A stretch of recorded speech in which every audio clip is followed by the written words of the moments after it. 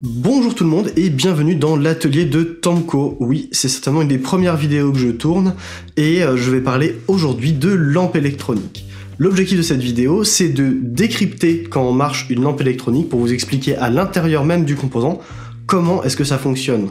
Donc pour ça, la meilleure approche, ça reste l'approche historique. On repart au début du XXe siècle. En 1904, John Ambrose Fleming brevette ce qu'il appelle à l'époque l'audion, et ce que maintenant on appellerait une diode à vide. En gros, c'est la première lampe électronique de l'histoire qui portera ce nom-là. Un peu avant, vers les années 1880, il y a Thomas Edison qui découvre l'effet qui permet de concevoir la lampe électronique, mais il n'en voit pas l'intérêt à ce moment-là, ce qui est bien dommage parce que c'est quand même désormais la base d'absolument toute l'électronique. Pour vous expliquer un petit peu comment ça fonctionne, la lampe électronique est basée sur ce qu'on appelle l'effet thermoionique. Alors le nom paraît barbare, mais si on le décompose en deux, on retrouve thermo pour thermique, donc la température, et ionique pour ion, électricité. L'effet thermoionique, c'est l'idée selon laquelle un métal chauffé peut libérer des électrons. Disons qu'il y a toujours des électrons dans le métal. De par sa structure, de par la composition, de par les atomes qu'il y a à l'intérieur, il y a toujours des électrons qui se baladent. Et généralement, ils sont figés dans le réseau du métal. Donc, autrement dit, le matériau est conducteur, parce qu'il y a des électrons qui peuvent se déplacer, mais c'est inerte. Il va pas, par lui-même, autoriser un passage d'électrons dans l'air ou des choses comme ça. En revanche, il se trouve que si on le chauffe, eh bien, tous les électrons qui se trouvent dans le métal commencent à se rapprocher des bords, à bouger sous l'effet de la température, et sont plus susceptibles d'être arrachés au métal. C'est comme si le métal émettait des électrons. Ce bout de métal, c'est ce qu'on va appeler la cathode dans une lampe électronique. Donc pas de panique, c'est juste du métal, je rentre pas dans les détails de la composition chimique ou des revêtements ou des trucs qui se sont amusés à faire à l'époque pour améliorer les lampes. C'est juste du métal pour le moment. Pour le chauffer, on a deux options. La première, c'est de faire passer du courant dans la cathode de façon à ce que le courant génère de la chaleur par effet Joule. Dans ce cas-là, on parle de chauffage direct, parce que c'est directement la cathode qu'on chauffe. L'autre option, au lieu de coller le truc contre le radiateur, c'est de lui mettre un filament autour, oui, comme un filament d'une ampoule à filament en fait, de façon à ce que lorsqu'on fait passer du courant dans le filament, ça soit le filament qui chauffe, qui du coup chauffe la cathode. La différence entre les deux, c'est du coup chauffage direct versus indirect. De nos jours, toutes les lampes quasiment de guitare électrique sont à chauffage indirect. Autrement dit, il y a un filament dédié qui sert, si vous voulez, de radiateur. Lorsqu'on fait passer un certain courant dans ce filament, celui-ci va commencer à chauffer et à émettre une très légère lumière. C'est ce que vous pouvez voir dans vos amplis en fait. C'est ce truc-là qui fait de la lumière. La cathode, sous l'effet thermionique et grâce à la chauffe du filament, va venir libérer des électrons. Ils vont être un peu disponibles au bord de la cathode et pourraient venir être arrachés pour peu qu'on approche quelque chose qui puisse les récupérer. Donc je vous propose de construire la première diode en venant placer une anode. C'est aussi un conducteur, c'est un métal qui est placé relativement proche de la cathode, de façon à ce que on puisse arracher des électrons de la cathode et l'amener à l'anode. Donc vous voyez qu'il y a cette idée d'établir un courant. On fait passer les électrons dans l'anode. Et bien sûr, en électricité, il faut toujours fermer le circuit, parce que si on arrache tous les électrons, y a plus de courant, il y a plus d'électrons. Donc ces électrons, il faut les ramener à la cathode. Et pour ça, on utilise tout simplement une pile, ou une alimentation. Alors par contre, voilà la pile, Pour les lampes électroniques, on est souvent entre 250 et 600 volts pour faire marcher ce truc-là. Et en fait, c'est beaucoup, donc c'est assez problématique à gérer. C'est pour ça que les amplis à lampe que vous avez à la maison sont assez dangereux mine de rien, et qu'il faut pas mettre les doigts dedans n'importe comment. C'est parce que souvent vous avez des tensions aux alentours de 400 volts qui se baladent. Et 400 volts, c'est beaucoup plus que les prises électriques que vous avez chez vous, Donc vous risquez vraiment de vous prendre une châtaigne. Ça fait mal, Mettez pas vos mains dans vos amplis si vous savez pas ce que vous faites. Du coup, on a notre anode, on a notre cathode. Qu'est-ce qui se passe entre les deux ? Si on met justement la tension de 400 volts, et que du coup l'anode est plus positive que la cathode, comme les électrons sont négatifs, ils sont attirés par le positif, ils se trouvent arrachés à la cathode par l'anode. Ils viennent circuler, et puis via la pile, ils retournent à la cathode. Et vous avez donc un courant qui s'établit. C'est vraiment comme ça que ça marche. Alors le problème, bien sûr, c'est que dans l'air, il y a plein de trucs, hein. Il y a des atomes d'oxygène, il y a de l'azote, il y a du d'hydrogène, c'est le bordel, il y a plein de trucs dans tous les sens. Et du coup, les électrons, eh ben, ils se mangent tous les atomes qu'ils trouvent en route, toutes les molécules. Et c'est pas très pratique, parce que du coup, ça les ralentit. Donc, une chose qu'on peut faire, c'est prendre notre cathode, notre filament et notre anode, on les met dans une ampoule, et on retire l'air de l'ampoule. C'est donc notre première lampe à vide. Voilà, avec ce système-là, juste ça. Bon, c'est déjà pas mal, vous me direz. On arrive à faire la diode à vide de Fleming, la toute première lampe électronique du monde. Ok, c'est cool. Alors pourquoi est-ce qu'on appelle ça une diode? Bah déjà parce qu'il y a deux conducteurs principaux, la cathode et l'anode. Diode, deux électrodes. Ça va, tout le monde suit? Et ensuite, quelle comparaison avec les diodes qu'on a actuellement, en fait? Qu'est-ce que ça veut dire, une diode? Bah en fait, c'est un composant électronique qui ne laisse passer du courant que dans un seul sens. Je vous disais tout à l'heure que les électrons, ils étaient attirés par ce qui était très positif. Donc, quand l'anode est amenée à un potentiel très positif, grâce à, justement, la pile de 400 volts, eh ben, ça attire les électrons. Et par contre, si le potentiel est pas assez positif, eh ben, on va pas avoir autant de courant. Donc, de 400 volts à 0 volts, en gros, on va avoir un passage de courant de plus en plus faible. Lorsqu'on arrive à 0, il y a plus de courant qui passe. Et puis, si la tension d'alimentation de l'anode est plus faible qu'à la cathode, autrement dit, la tension est négative, eh ben, le négatif, il s'en moque, les électrons, ils seront pas attirés, au contraire, ils resteront dans la cathode. Du coup, c'est vraiment cette idée-là. Si la tension entre la cathode et l'anode est négative, il n'y a pas de courant. Si elle est positive, il y a du courant. Alors vous me direz, ça sert à quoi? Vous êtes gentil, tout est en alternatif ici. Il y a des hauts et des bas tout le temps. Vous savez, le réseau électrique, 230 volts, alternatif, 50 Hz, blablabla. C'est cool, mais on peut vraiment pas en faire grand-chose tel quel. Et du coup, il faut des composants qui sont capables de transmettre uniquement les parties positives ou uniquement les parties négatives à un circuit pour l'alimenter. Et c'est exactement à ça que ça sert.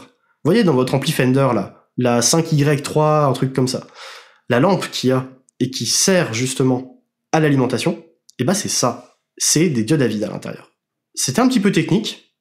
Si vous avez compris ça, vous êtes un boss déjà, parce que c'est franchement pas évident. Là, j'essaie de vulgariser de la physique en 3 minutes. Et surtout, on va pouvoir passer à la suite. Donc, si jamais vous avez un peu de mal, reprenez les explications, reprenez les images que je vous ai montrées, allez voir peut-être la version écrite sur le blog, de façon à juste jeter un coup d'œil de manière plus posée, avec une formulation différente. Il faut vraiment comprendre le principe physique qu'il y a derrière pour comprendre ensuite pourquoi est-ce qu'on a autant de lampes différentes. C'est bon? Allez, c'est reparti. On disait qu'en 1904, il y avait la première diode à vide inventée au monde. Juste 2 ans plus tard, Lee de Forest se dit que ça serait pas mal de pouvoir volontairement changer le courant qui passe dans la diode. Parce que c'est sympa d'avoir un courant qui s'établit lorsque la tension d'alimentation est positive, mais pour amplifier, il faut une alimentation et un signal de contrôle. Il faut un signal de guitare, quoi, si vous voulez. Il se dit que ça peut être sympa de mettre comme une espèce de vanne entre la cathode et l'anode. Et il a raison. Cette vanne, ça s'appelle la grille. Et maintenant, on rajoute donc un 3e électrode, on appellera ça une triode. Cette grille, à quoi elle sert? En fait, c'est vraiment comme une vanne. Hein. Elle vient un peu faire un espèce de masque entre la cathode et l'anode. Donc, je le rappelle, l'anode a un potentiel beaucoup plus élevé que la cathode. Et la grille va venir s'intercaler entre les deux. Et si on place la grille très proche de la cathode, elle vient couvrir, un peu comme pour une éclipse, l'anode par rapport à la cathode. C'est comme si la cathode c'était la Terre, que l'anode c'était le Soleil, et que la grille c'était la Lune. En venant se placer plus ou moins en face de l'anode, on va avoir plus ou moins de courant qui passe. C'est exactement la même idée. Sauf que on va pas changer la position de la grille, c'est pas pratique. À la place, on va changer son potentiel électrique. Si il est trop faible, ou négatif en l'occurrence plutôt, la cathode ne peut pas transmettre d'électrons à l'anode, tant bien même l'anode serait suffisamment positive. Pourquoi? Parce qu'en fait, il y a la grille au milieu qui fait un petit peu repoussoir. Elle va empêcher les électrons de la traverser, à cause du champ électrique. Par contre, si la tension de grille est suffisamment positive, au contraire, elle va avoir tendance à arracher plus vite les électrons qui vont rejoindre l'anode. Donc on voit vraiment que, avec une anode tout le temps positive, cette fois-ci, la grille permet de venir ouvrir plus ou moins la vanne qui relie la cathode et l'anode. Et les électrons peuvent plus ou moins passer. C'est ce phénomène-là qui va permettre d'amplifier le signal. Parce que si, en faisant varier la tension de grille, on peut faire varier le courant dans la lampe, on peut l'amplifier comme on le souhaite avec des composants placés autour de la lampe. C'est grâce à ça qu'on va pouvoir faire typiquement des amplificateurs, c'est cool, mais aussi de la grosse saturation qui tâche. On va pas se mentir que c'est pour ça qu'on est là. Jusqu'ici, je vous ai parlé de la diode, qui permet du coup de faire plutôt des circuits d'alimentation, si vous voulez, et de la triode, qui fait plutôt des circuits de préamplification. Alors pourquoi on voit pas trop de triodes de puissance? C'est parce que globalement, c'est pas très efficace. Déjà, ça chauffe beaucoup, c'est pas fou, et ensuite, les électrons qui la traversent sont lents. Ils sont pas attirés suffisamment rapidement pour permettre d'amplifier les signaux trop rapides. Donc pour de l'audio, ça fonctionne. Il y a par exemple la triode de puissance 300B qui coûte une fortune. J'aimerais bien faire un ampli avec à l'occasion d'ailleurs, parce que je pense que ça peut sonner de manière assez rigolote. Par contre, ça chauffe beaucoup et c'est pas très rapide, comme je le disais. Typiquement, une des manières d'accélérer les électrons de façon à ce qu'ils soient suffisamment rapides pour de la radio, c'est de rajouter encore une grille. Alors cette grille-là, ça s'appelle la grille écran. Elle est placée au-dessus de la grille standard de contrôle et juste avant l'anode. L'idée, c'est que si on met une tension positive à cet endroit-là, par rapport à la cathode toujours, on va venir encore plus accélérer les électrons. Et forcément, dès que la grille de contrôle s'ouvre un tout petit peu, maintenant on n'a pas que l'anode qui vient les attirer, on a aussi la grille écran. Donc on a plus de force, si vous voulez, pour attirer les électrons. Le courant s'établit plus vite, ça permet aussi d'éviter que la grille et l'anode interfèrent, et du coup il y a 2-3 autres effets physiques que je vais pas décrire, qui ralentissaient la simple triode. Bon, c'est chouette, on peut avoir des puissances plus élevées. C'est intéressant quand on fait des émetteurs radio. Bah oui, forcément, on a besoin d'envoyer quelques centaines de kilowatts dans des antennes pour que ça puisse être capté partout dans le monde. C'est quand même l'objectif de la radio. Une tétrode que vous connaissez bien, c'est la 6L6 dans les amplis Fender. Elle a suffisamment de puissance pour venir cracher facilement 40 à 50 watts. Donc c'est quand même, ça commence à être une belle bête, quoi. L'inconvénient de la tétrode, c'est que si t'accélères trop les électrons, ils freinent pas. Et ils freinent pas du tout, ils s'écrasent dans l'anode. Vraiment, beaucoup plus rapidement qu'avant. Et l'inconvénient, c'est qu'en tapant aussi fort dans l'anode, ça va la chauffer elle-même un tout petit peu. Suffisamment pour que elle aussi commence à libérer des électrons. On a donc un phénomène qu'on appelle l'émission secondaire. Il y a des électrons qui quittent l'anode à cause du crash des électrons de la cathode. Et ces électrons-là, en fait, ils vont se balader. Et un peu comme les atomes dans l'air à l'époque, on n'avait pas encore mis ça sous vide, ils vont venir rentrer en collision avec les électrons qui sont dans le flux qui nous intéresse. Et du coup, ils vont les ralentir. Donc c'est bête, on vient de trouver un système qui permet d'accélérer les électrons, tout ça pour que quand on les accélère trop, ils se ralentissent eux-mêmes. Donc c'est cool, mais c'est pas super efficace. Et une manière de remédier à ces pertes, c'est de rajouter, vous l'aurez compris, encore une grille. Et on passe de la tétrode à la pentode, comme le L84 ou le L34. Alors ça c'est des lampes de puissance, mais il y a aussi des pentodes petits signaux qui sont surtout là pour amplifier très fort, et ça c'est le F86 des premiers Amplivox. Alors vous me direz, quel est l'intérêt de rajouter une grille supplémentaire ? Donc cette grille, dans la pentode qu'on a rajoutée, c'est la grille d'arrêt, parce que son but c'est d'arrêter l'émission secondaire, d'arrêter que les électrons qui sont délogés de l'anode puissent rebondir un peu n'importe où et ralentir les autres. Comment est-ce que ça fonctionne ? En fait c'est pas très compliqué. Je vous avais dit que les électrons étant négatifs, ils sont attirés par ce qui est positif. C'est d'ailleurs pour ça que la grille de contrôle permet de laisser plus ou moins passer les électrons vers l'anode qui est très positive dans une triode, et que la grille écran dans une tétrode permettait de les attirer et de les accélérer tout en faisant un peu un côté no limit, débridage de la lampe pour que ça aille le plus rapidement possible et que ça marche en très haute fréquence pour la radio. Donc, comme ces électrons sont négatifs et attirés par le positif, ça veut aussi dire qu'ils sont naturellement repoussés par le négatif, et c'est ça qu'on va exploiter. La grille d'arrêt, elle est placée juste après la grille écran, et juste avant l'anode. L'idée, c'est que la grille écran va venir attirer une première fois les électrons en même temps que l'anode. Les électrons vont être tellement accélérés que s'ils arrivent à traverser la grille de contrôle, ils iront jusqu'à l'anode.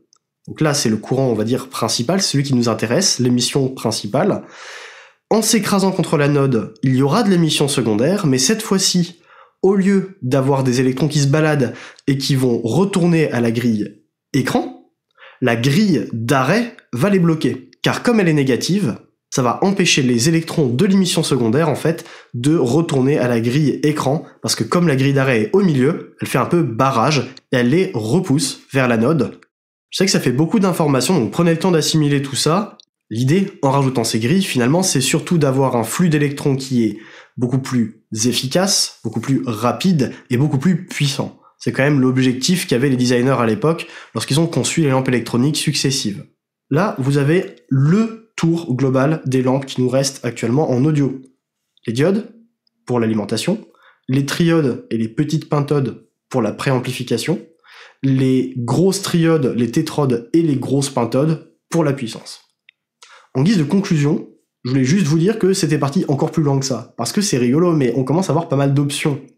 Pour vous donner une idée, les ingénieurs de l'époque ont commencé à vraiment bosser sur le truc, et dans les années 50-60, pour faire des radios, ils s'amusent à rajouter des grilles, de plus en plus. Et c'est comme ça qu'on trouve l'Exode, l'Heptode, qu'on trouve aussi des lampes qui combinent dans une même ampoule une triode et une pentode, deux triodes, une triode et deux diodes, et ils commencent à faire un peu plein de trucs différents avec. Et du coup, c'est pour ça qu'on trouve énormément de tubes différents. Progressivement, on atteint l'âge d'or des radios qu'on appelle TSF en France. Mais une invention des années 50 commence à se démocratiser dès les années 60, c'est le transistor, tout d'abord au germanium, puis au silicium. Le transistor, ça coûte beaucoup moins cher à fabriquer, c'est beaucoup plus petit, c'est beaucoup plus robuste. Et progressivement, ça va remplacer la lampe qui coûte cher, qui nécessite des gros transformateurs qui sont aussi coûteux, lourds. Les lampes doivent être remplacées par les transistors. Il y a beaucoup moins d'entretien, c'est beaucoup plus petit, c'est beaucoup plus pratique sur à peu près tout en fait. Et les transistors vont progressivement remplacer les lampes jusqu'à, on va dire, la fin des années 70 où elles vont complètement disparaître. On n'aura plus de radios à lampe qui seront fabriquées, ça sera que des radios dites transistors. Et ça va remplacer ça aussi en audio au fur et à mesure. Les chaînes IFI ne seront plus à lampe, mais à transistor pour la très grande majorité. L'URSS continuera d'en fabriquer encore un petit peu plus jusqu'à la fin des années 80. Il y avait un certain retard dans le bloc de l'Est à cette époque. Vous venez d'avoir un petit cours de physique gratuit, j'espère que ça vous a plu. Si jamais vous avez des questions ou que vous n'avez pas compris un truc, laissez-les en commentaire, je vais essayer d'y répondre du mieux que je peux. Si jamais ça peut vous aider d'avoir un support écrit plus visuel, il y a toujours le blog sur tamco.fr qui vous permettra de voir à peu près les mêmes images, mais avec un texte écrit différemment. En attendant, j'espère que ça vous aura plu. Je vous dis à la prochaine pour une future vidéo.